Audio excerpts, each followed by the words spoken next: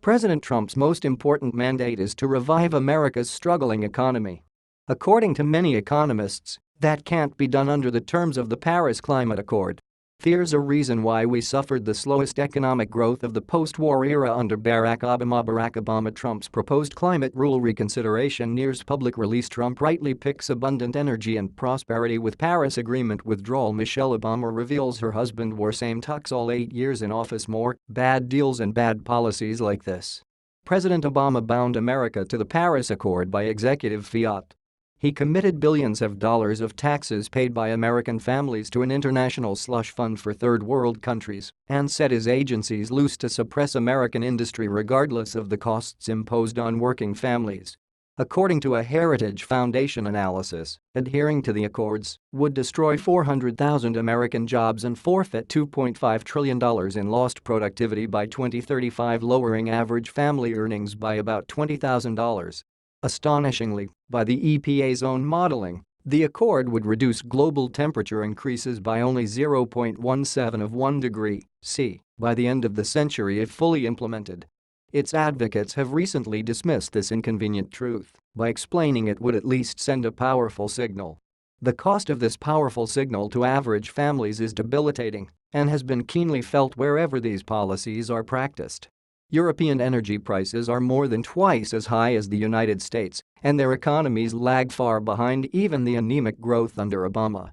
California has adopted many of these policies and now bears one of the highest energy costs in the country. Not coincidentally, it also suffers the highest poverty rate. Without the high-tech wealth of the Bay Area, California's economy would trail well behind the national growth rate. We're promised a new green economy and told that solar jobs already dwarf those in the outdated fossil fuel sector. But that's not the whole story. Those 374,000 solar jobs generate just 0.9% of U.S. electricity.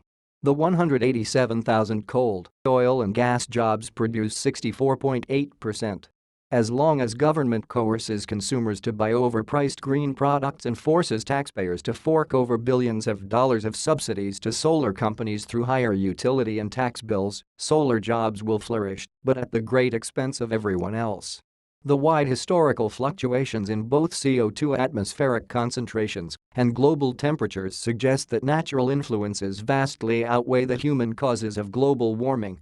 Paleoclimatologists document that atmospheric CO2 levels were 5 times higher during the Jurassic period, and global temperatures were about 13 degrees F higher during the Pleistocene thermal maximum long before humans or the SUV. In 2016, President Obama came to Yosemite Valley to warn that the last of Yosemite's glaciers would soon disappear. Timing is everything. If he had stood on the same spot 20,000 years earlier, he would have been buried under about 2,000 feet of glacial ice. The first IPCC report in 1990 sounding the alarm over global warming gives us some actual experience with the accuracy of its climate modeling. Actual global temperatures are now well below the smallest temperature increases it originally projected. 20 years before, the scientific consensus warned pollution was about to trigger another ice age. The inaccuracy of past projections suggests that the current state of science is still far from understanding the intricate natural forces and interrelationships at play, and farther still from accurately forecasting temperatures over hundreds of years within fractions of a degree. Perhaps that's why many prominent and respected climatologists continue to challenge and debate the question, despite claims that 97% of the scientists agree and despite calls to silence climate deniers as heretics.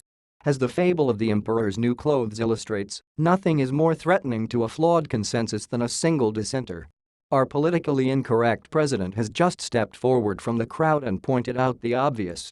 The Paris Accord points the way to a future of skyrocketing energy prices, lower productivity and wages, a massive wealth transfer from America to nations like China and India, and a permanently declining quality of life for our children. Fortunately, President Trump has a different vision, a future in which families can enjoy the prosperity that abundant energy provides and the quality of life that comes from that prosperity. We can't get there from Paris. Whichever course we take, whether we choose abundance and prosperity or scarcity and poverty, one thing is certain. The Earth will continue to warm and cool as it has for billions of years. The views expressed by this author are their own and are not the views of The Hill.